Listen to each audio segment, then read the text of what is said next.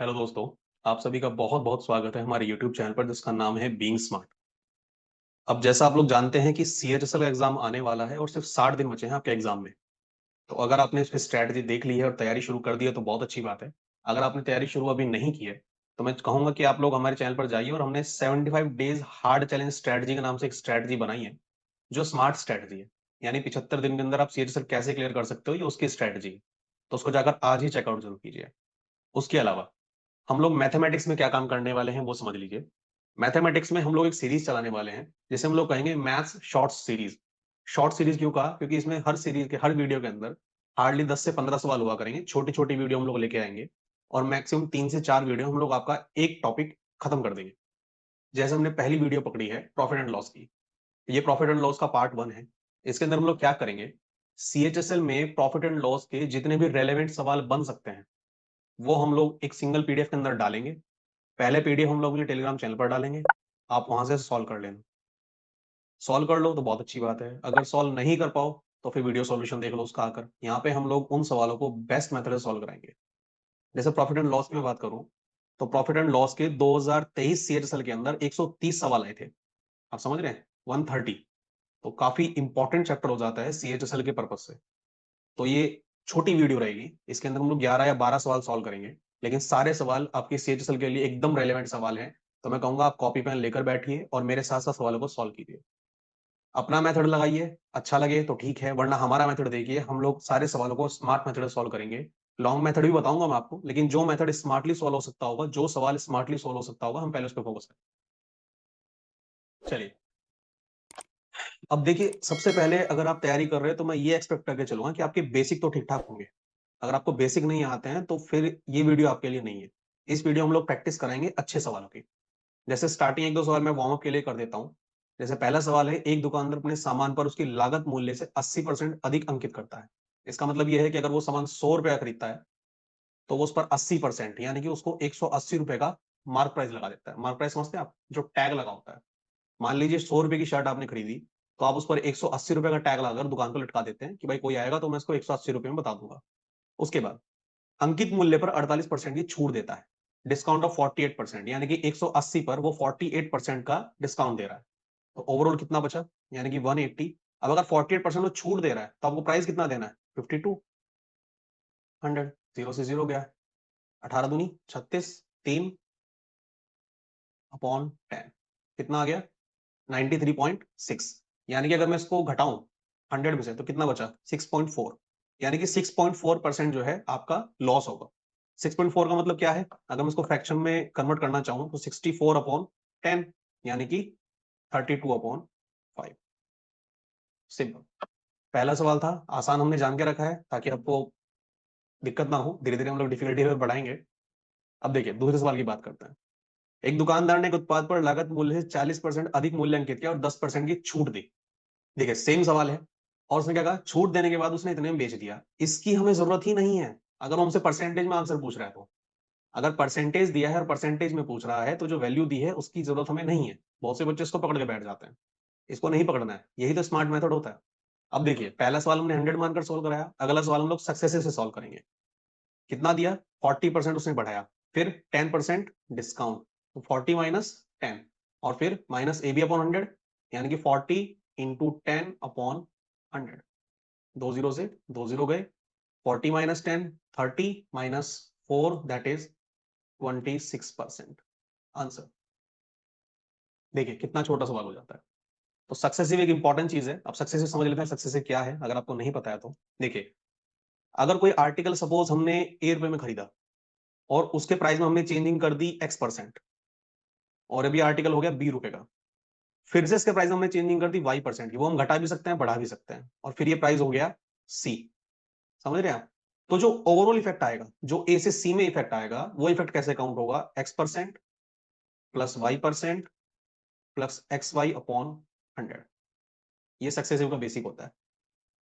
अगर कोई चीज घट रही है तो आप माइनस ले लीजिए, कोई चीज बढ़ रही है तो प्लस ले लीजिए। जैसे यहाँ पर 10% डिस्काउंट था तो डिस्काउंट में प्राइस घट जाता है, इसलिए हमने 10% को माइनस में काउंट किया, और जो 40 था उसको हमने प्लस में काउंट किया। ठीक है, तो 40 - 10 माइनस 40 × 10/100 इज इक्वल टू कितना आया, 26। ठीक है, क्लियर है सवाल? चलिए, ये आसान सवाल थे। अब तीसरे सवाल की बात करते हैं। एक वस्तु को 1032 में बेचने पर अर्जित लाभ उसी वस्तु को 648 में बेचने पर होने वाली हानि के बराबर है। यानी कि समझिए बेसिक क्या है इस सवाल का, वो समझिए। मान लीजिए कोई आर्टिकल है ए, अगर आप इसको 1032 रुपए में बेचते हैं तो आपको फायदा होता है, और वहीं अगर आप इस आर्टिकल को 648 रुपए में बेचते हैं तो आपको नुकसान होता है। तो यानी कि जो इसकी खरीद होगी वो कहीं ना कहीं इनके बीच में होगी, और वो कह रहा है कि जितने का प्रॉफिट होता है उतने का ही लॉस होता है। समझ रहे हैं आप? यानी कि ए को 1032 में बेचने पर जितना प्रॉफिट है उतना ही लॉस होता है 648 में बेचने पर। तो जब भी इस तरह का सवाल आ जाए, जितने का प्रॉफिट हो रहा है अगर उतने का ही लॉस हो रहा है, तो अगर आपको इनके ए की वैल्यू निकालनी है तो ए की वैल्यू सिंपल ध्यान रखिए इन दोनों का एवरेज होती है। अगर इक्वल प्रॉफिट हो रहा है एंड इक्वल लॉस हो रहा है तो इन दोनों का एवरेज ही ए की वैल्यू होती है। सिंपल यहां पर आपको क्या करना है, 1032 प्लस 648 डिवाइडेड बाई, चलिए अब इनका जोड़ जोड़ कितना बैठ जाएगा, 8 और 2 10, हासिल 1, 3 4 7 और 1 8, 6 और 1 डिवाइडेड बाई 2, यानी कि 840 रुपए। तो 840 रुपए आपके आर्टिकल की खरीद है, यानी कि 840 रुपए आपका सीपी है। अब वो क्या कह रहा है, यदि लाभ 30% है तो वस्तु का विक्रय मूल्य कितना होना चाहिए। यानी कि अगर आप इस 840 के आर्टिकल को 30% प्रॉफिट पर बेचते हैं, यानी कि 840 गुना 30% प्रॉफिट, यानी कि 130 डिवाइडेड बाई 100। 2 जीरो से 2 जीरो कैंसिल हो गए, 13 चौका 52 का 2, लास्ट में 2 आ रहा है, एक ही ऑप्शन में 2 है, दैट इज आंसर। समझ गए आप? तो ये हमारा आंसर होगा। देखिए स्मार्ट मेथड लगाने हैं, लंबे लंबे मेथड्स पर नहीं जाना है। अगर एग्जाम निकालना है तो आपको इन्हीं शॉर्ट मेथड को लगाना पड़ेगा। उसके बाद चौथा सवाल, देखिए ये एक बड़ा ही फेमस टाइप है जिसमें एक डिसऑनेस्ट शॉपकीपर होता है, और वो क्या करता है कि माल को ज्यादा पर बेचेगा, फिर वो क्या करेगा, गलत बाट का यूज करेगा। बाट यानी कि दुकान पे हम लोग स्केल यूज करते हैं, वो उसको गलत यूज करता है। मान लीजिए 1000 का बाट वो यूज करेगा तो उसमें 900 ही होता है। समझ रहे हैं आप? अब क्वेश्चन पढ़िए, जैसे एक दुकानदार 40 रुपए किलो की कीमत वाली चीनी 42 रुपए किलो में बेचने का दावा करता है। चलो भैया तो ठीक है, वो कह रहा है भाई मैं 40 का खरीद के लाता हूँ और 42 का बेच देता हूँ, ठीक है। लेकिन दोषपूर्ण तोल मशीन का उपयोग करके, अब उसके पास जो कांटा है तोलने वाला उसमें उसने सेटिंग कर रखी है। अब सेटिंग क्या कर रखी है, अगर वो 600 ग्राम तोल लेगा तो कितना निकलेगा, सिर्फ 550 ग्राम। यानी कि 600 ग्राम की वजह सिर्फ 550 ग्राम ही दे रहा है। तो हमें क्या निकालना है, उसका प्रॉफिट परसेंटेज। अब कुछ लोग क्या करते हैं, इसको लॉन्ग मेथड से करते हैं, मैं क्या कुछ बिल्कुल सिंपल सा शॉर्ट मेथड सिखाता हूँ, आप उसको समझिए। आपको कुछ नहीं करना, जब भी इस तरह का सवाल आए आपको एक लाइन खींच देनी है। आपको इधर लिखना है शॉपकीपर, जो दुकानदार है, ठीक, और इधर आपको लिखना है कस्टमर। अब यहां पे हम वो चीज लिखेंगे जो जो दुकानदार ने जिस जिस चीज का पैसा दिया, और यहां पे हम वो चीज लिखेंगे जिसका पैसा कस्टमर ने दिया। दुकानदार ने 40 का माल कस्टमर को बेचा 42 में, सिंपल, 40 का माल 42 में। अब दुकानदार ने क्या किया, 600 ग्राम की जगह पर वो 550 ग्राम ही दे रहा है, तो दुकानदार के पास से तो 550 ग्राम ही जा रहा है ना। आप समझ रहे हैं, दुकानदार के पास से 550 ग्राम जा रहा है, और वहीं ग्राहक के पास कितना आ रहा है, 600। ग्राहक 600 ग्राम का पैसा दे रहा है, दुकानदार 550 ग्राम का माल दे रहा है। सिंपल हो गया। एक जीरो से एक जीरो काट दीजिए, इस जीरो से ये जीरो काट दीजिए। 2 दूनी 4, 2 तिया 6, 55 दूनी 110, और 42 तिया 3 दूनी 6, 4 दूनी 12, यानी कि 110 का माल 126 में जा रहा है। तो कितने का प्रॉफिट हो गया, 16 रुपए का, कितने पर, 110 पर। आपसे क्या पूछा है, प्रॉफिट परसेंटेज इंटू 100, जीरो से जीरो कैंसिल होगी, दैट इज 160 अपॉन 11, और ये वैल्यू कितनी आ जाएगी आपकी, 11 कम 11 बचे 5, 11 चौक 44, 14 पॉइंट, यानी कि फर्स्ट आंसर। आप समझे? 11 कम 11 बचे 5, 1144 बचे 6, 11 पंजे 55 बचे 5, 11 चौक 44। देखिए इतना सा सवाल था ये। आपको लॉन्ग मेथड नहीं लगाना है, आप सिंपल से एक तरफ लिखे शॉपकीपर, एक तरफ लिखे कस्टमर। ये सवाल आगे फिर से मैंने एक बार और डाला है, वहां पे हम उसको फिर से दोबारा समझाएंगे ताकि आपको कॉन्सेप्ट और क्लियर हो जाए। चलिए अब अगला सवाल देखिए। जैसे वो कहता है कि एक डीलर अंकित मूल्य पर 7% की छूट देता है और प्रत्येक 25 वस्तुएं खरीदने पर एक वस्तु निःशुल्क देता है, और इस प्रकार 25% का लाभ कमाता है। अब लागत मूल्य के ऊपर मार्कअप उसने कितना किया, हमें वो पूछना है। देखिए ये सवाल बड़ा ट्रिकी लग रहा है देखने में, लेकिन ये बड़ा सिंपल सवाल है, एक सिंगल स्टेप में सवाल सॉल्व हो जाएगा। आपको सिर्फ करना क्या है, उसने कहा कि डीलर ने 7% की छूट दी है अंकित मूल्य पर, तो एमपी कितना कर दिया उसने, 93। अगर सीपी कितना था, 100, ऑब्वियस सी बात है, ठीक है। अगर सीपी 100 था तो उसने क्या किया, उसने MP को 93 कर दिया मल्टीप्लाई। अब उसने क्या कहा कि 25 वस्तुएं खरीदने पर एक वस्तु निःशुल्क दे रहा है, यानी कि जेब से कितने वस्तु के पैसे जा रहे हैं, 26 के, और खरीद कितने रहा है ग्राहक, 25 ग्राहक खरीद रहा है, लेकिन दुकानदार की जेब से तो 26 के पैसे जा रहे हैं ना। तो जब भी मुफ्त वाला सामान दिया जाता है, ध्यान रखिएगा नीचे ओवरऑल वैल्यू लिखी जाती है, क्योंकि दुकानदार की जेब से तो 26 चीजों के पैसे जा रहे हैं ना, ग्राहक दे रहा है 25 के पैसे, तो ग्राहक के लिए हमने लिखा 25। अब वो क्या कह रहा है कि इतना करने के बाद भी उसको कितने का प्रॉफिट हो रहा है, 25% का प्रॉफिट हो रहा है, यानी कि एसपी अपॉन सीपी, ये जो वैल्यू होगी किसके बराबर होगी, एसपी अपॉन सीपी के, दैट इज 5/4।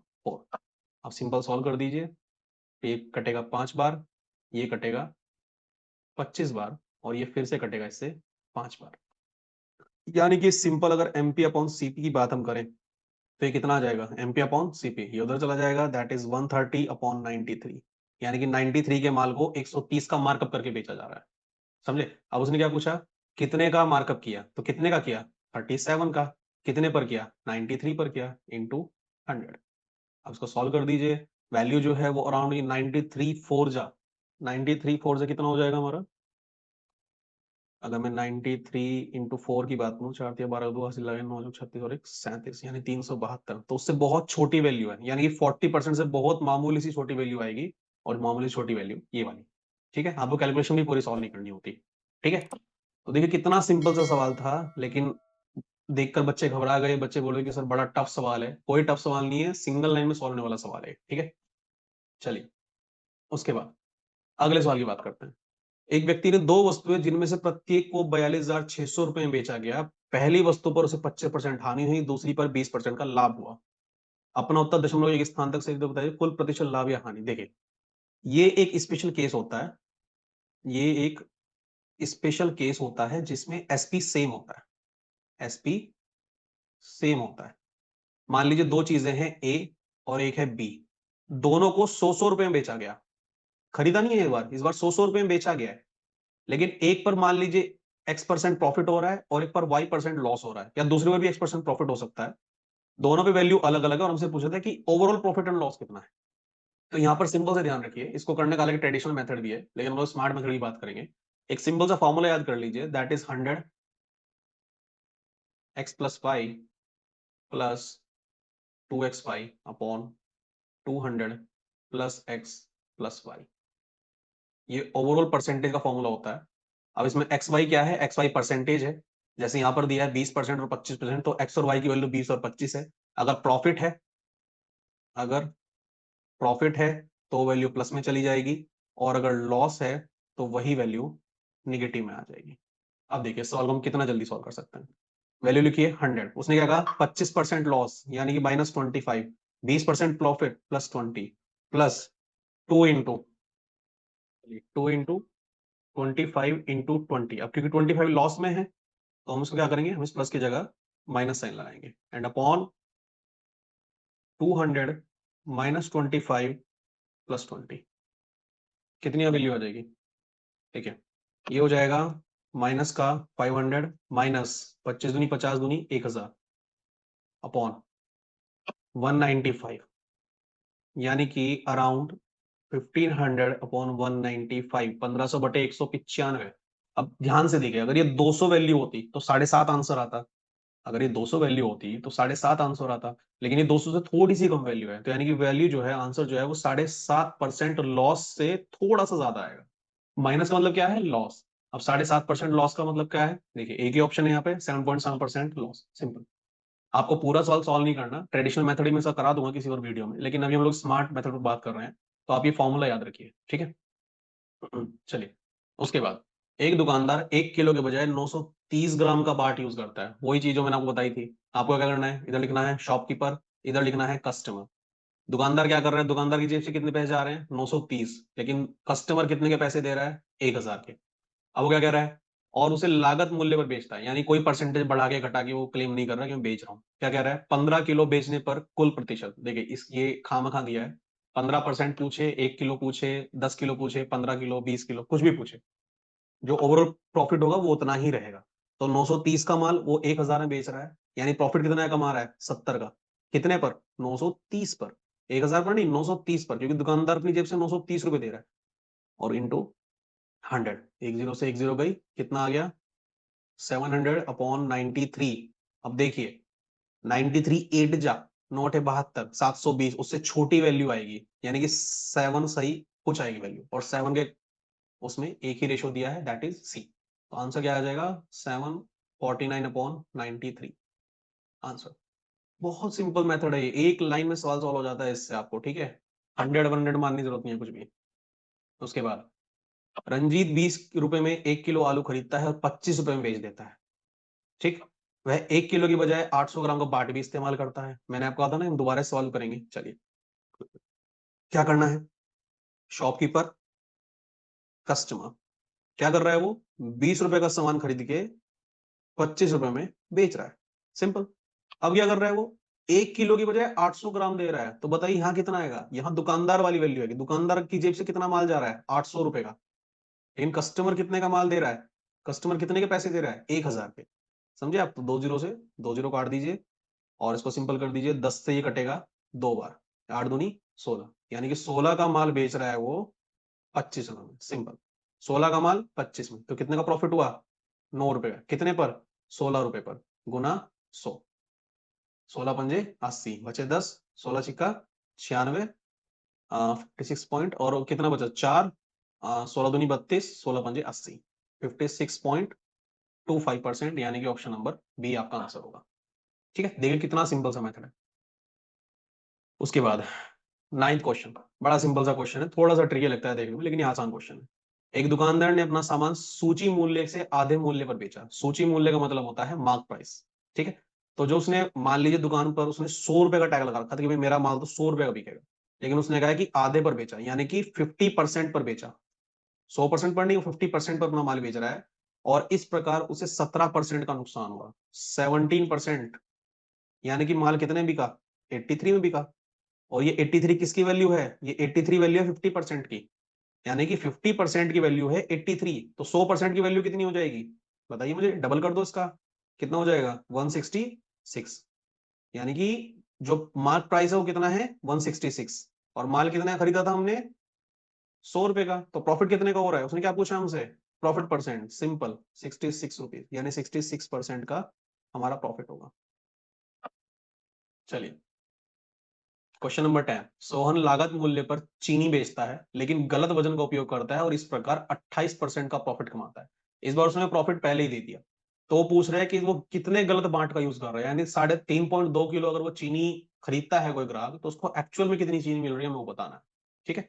ये सवाल थोड़ा सा उसने उल्टा कर दिया, ये और भी आसान है करना। उसने क्या कहा, लागत मूल्य पर चीनी बेच रहा है, चलिए गलत वजन का यूज कर रहा है और इस प्रकार 28% का प्रॉफिट कमा रहा है। अब एक बात बताइए, प्रॉफिट तो वो वही होगा ना जो वो कम बेच रहा होगा।